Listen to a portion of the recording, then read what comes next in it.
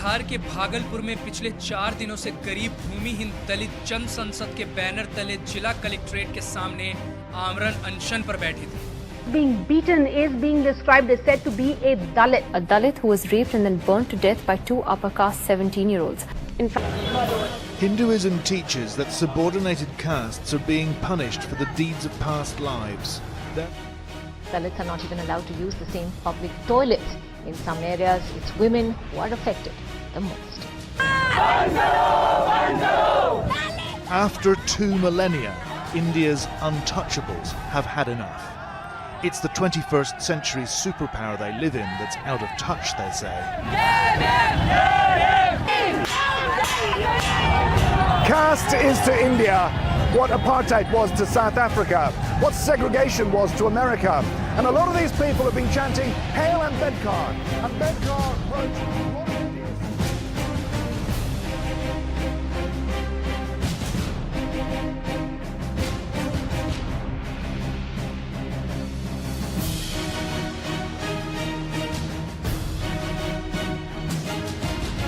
Dalit Theology.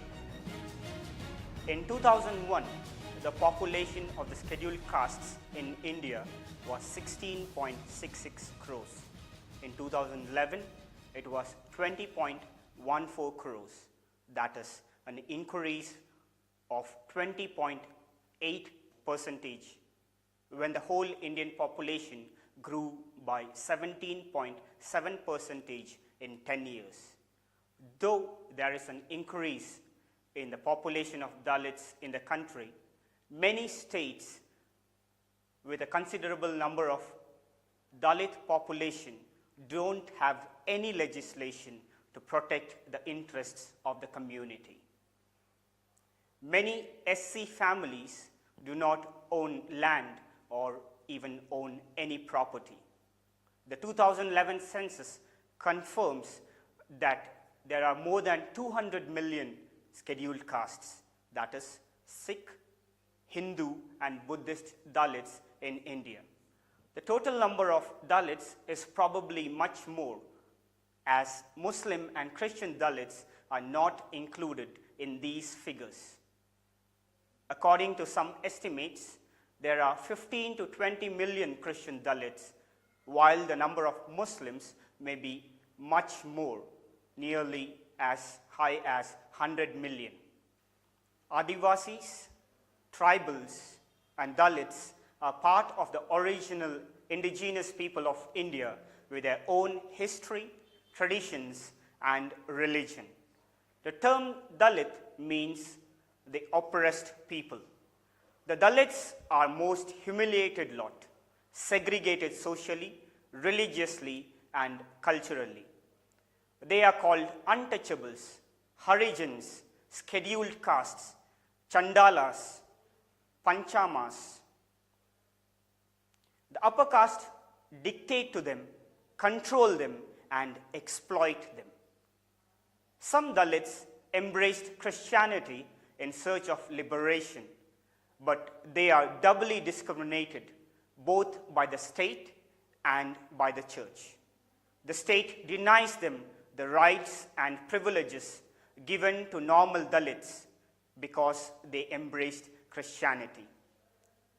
But the tragic thing is that even after becoming Christians, their situation did not improve much.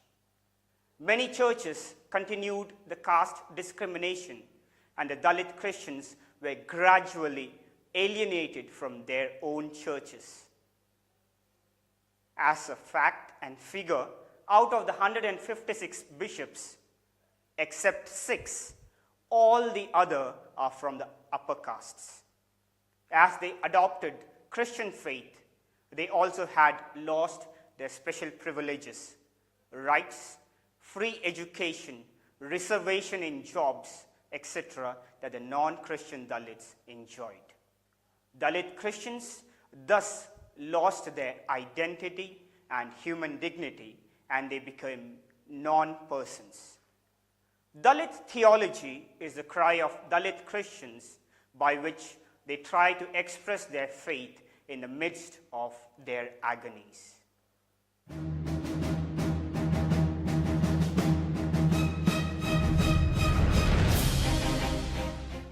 I'm going to talk about the Dalit liberation movement. History tells us that the first settlers of India were the Dravidians. When the Aryans came and conquered India, the Dravidians became their slaves, and they are known as the Dasa. Interestingly, the Rig Veda, on describing the social system, limits itself to the Aryans. Thus, this social system consists of 4 castes, namely the Brahmins, the Kshatriyas, the Vaisyas, and the Sudras. The Dasas do not fall in these categories.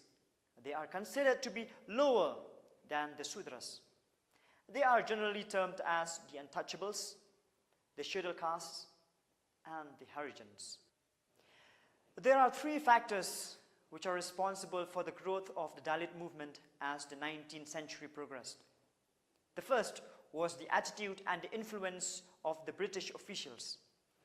The second was the effect of the missionary activities on local untouchable communities. And the third was the growing realization among all Indians, including the untouchables, that education plays a very important role in political power. These are the factors responsible for the growth of Dalit movement, and they are also the causes for the Dalit leaders to emerge, such as Jyotirao Phule. In talking about the term Dalit, most of us will associate this term Dalit with Dr. B.R. Ambedkar, who is widely considered to be the father and founder of Dalit movement officially. But in fact, it was Jyotirao Phule who was the one who inhaled this idea first. Let me say something about Jyotirao Phule. Phule was born in 1827 as a son to a gardener in Pune. Originally, Jyotirao's family are known as Gorhias, came from a village in Satara district of Maharashtra.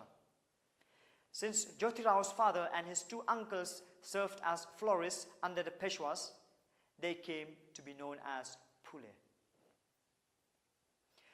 Phule, along with some of his Brahmin friends, shared the same idea on the rights of human person in their strive for social change. It was during this time that liberalism was also a trend within the Brahmin social system, demanding a change in the Hindu social structure.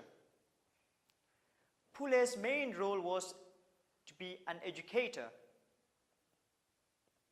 before becoming a political leader. He established various schools, one after another, to encourage education within the Dalits. This was unthinkable among the Brahmin society for thousands of years.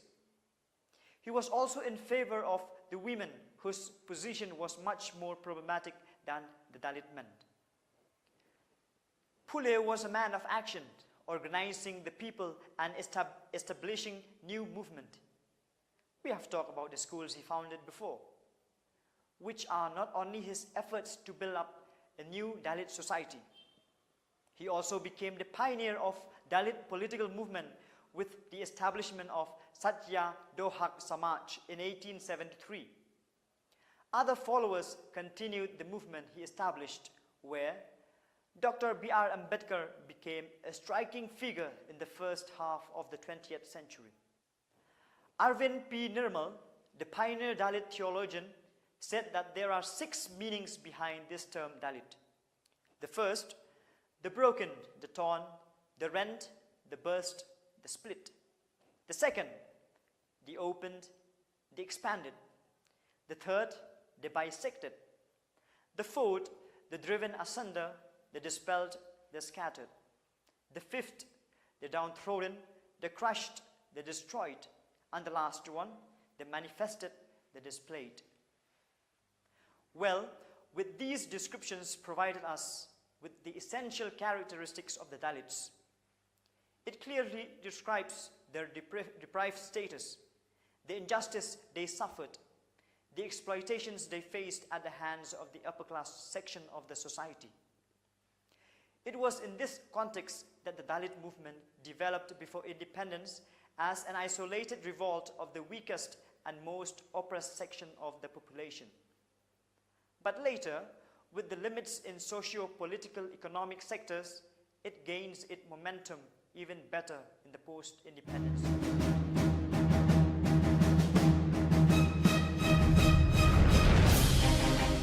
Christianity was not always in good books among the Indians. It began well with the coming of St. Thomas to India 2000 years ago. But later, when the colonizers were accompanied by the Christian missionaries, then it was looked upon as a foreign religion and there was resistance towards it. In many cases, the converts were even forced to give up their indigenous cultural practices. It is in this context of resistance to the Christian faith that the concerns of Dalit theology has to be understood. Like any other theology, even Dalit theology also has major concerns. There are two of them. First, Dalit history. Second, solidarity with the Dalit. First, let us deal with Dalit history. There are some Christian theologians who encourage people to forget about their past culture and their history. Due to the influence of European theology, there has been a tendency to underestimate the indigenous culture of the Dalit people. The consequence was very bad. It was the loss of identity and human dignity. Only trying to improve their economic conditions and giving them education is not enough. The importance of Dalit theology is to conscientize people of their glorious history. It is only the knowledge of the past which will make them realize that once Dalits were also full human beings, enjoying all the normal human benefits like a normal human being, which includes land, property, human dignity, natural resources, and human freedom. Knowledge of their past glorious history is essential to assert their identity. It helps them to be firmly rooted, and it serves as a powerful launching ground into their future. That was the first concern, called Dalit history. Now we go to the second major concern, solidarity. For many centuries, and even in the present age, Dalits are victimized by the caste Hindus. This has been intentionally done so as to enslave them perpetually. Therefore, Dalit theology cannot be conceived or realized unless a solidarity among them is achieved. Such solidarity is very much biblically founded. As we see in the history of the Israelites, before their liberation from Egypt, they were just a divided group of people with no common identity. So in order to save them, God's first movement was a solidarity of the people among themselves. But it was not only for unification among the human beings or the Israelites. More than that, it was God's solidarity with them, which was achieved in the Sinai covenant, where God pledged to the Israelites that He will be their God, and the Israelites promised that they will worship Him as their God. Dalit theology emphasizes God's solidarity with the poor, the oppressed. Understanding Dalit history and solidarity with them will make them fully human and fully alive. So these two major concerns, Dalit history and solidarity with the Dalits is very, very important for Dalit.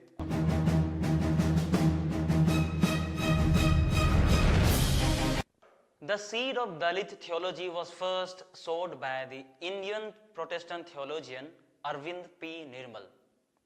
He was the first chairman of Dalit theology.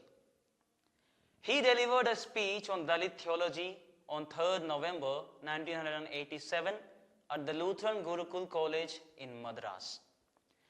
This became a theological manifesto of Dalit theology. If we go into a deeper study, we find that Dalit theology holds the following assumptions. Number one, the present missionary theology or Indian Christian theology are not relevant to the Dalit situation. Number two, these theologies do not touch the experience. Number three, they do not address the concrete needs of Dalit. Therefore, Dalit theology is an attempt to find a theological expression that will address their needs, that will help them find their sustenance, that will exert their identity and gain human dignity.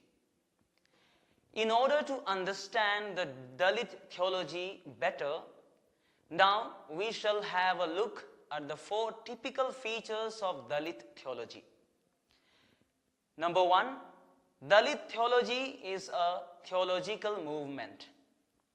Unlike any other theological movements, even Dalit theology signifies a movement towards a change for good and to bring about a new theological reflection. Number two, Dalit theology forms only a part of the larger Dalit movement. Dalit theology is a Christian theological response to the socio-political situation of the Dalits who were in need of emancipation. Number three, Dalit theology forms a part of the project to reconstruct a counterculture. The goal of Dalit theology is to reconstruct a new socio-political and cultural society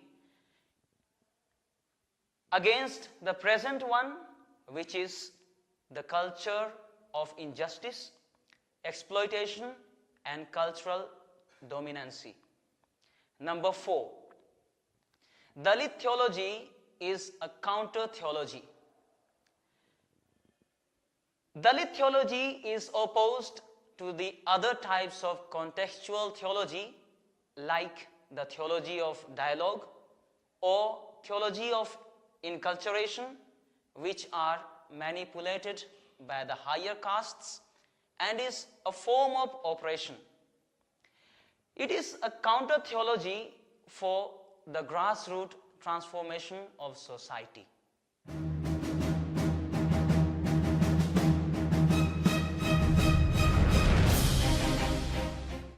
Theology has remained a theology of church leaders and academics.